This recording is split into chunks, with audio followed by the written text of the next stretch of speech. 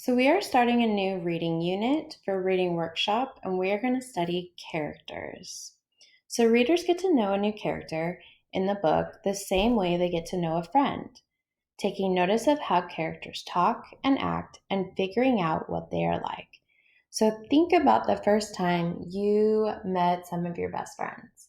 What are some of the things you noticed about them? What are some of the things that they said that was either funny or maybe had similar interest in you?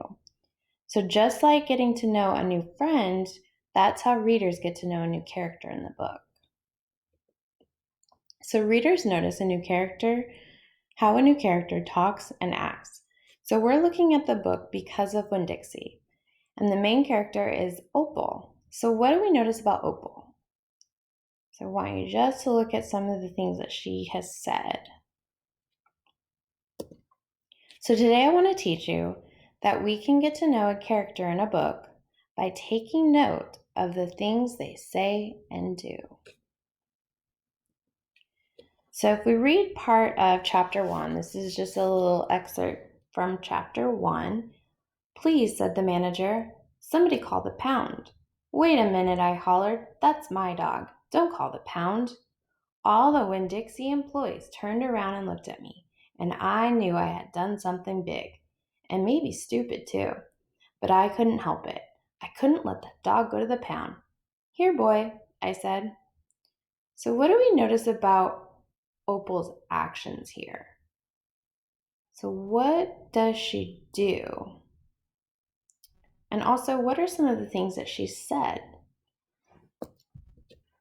So after the store manager has seen the chaos Winn-Dixie creates in his store, what do we notice?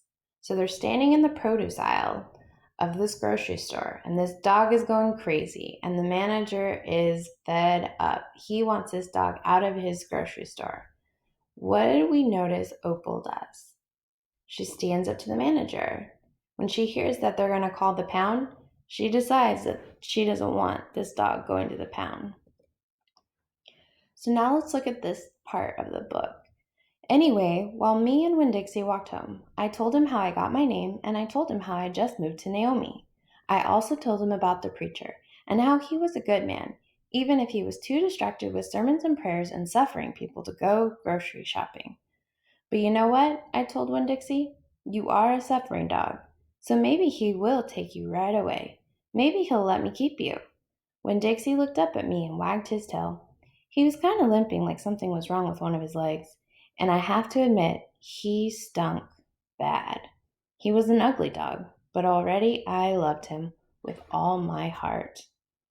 So what do we notice about Opal here? What are some of the things that she is saying to Winn-Dixie?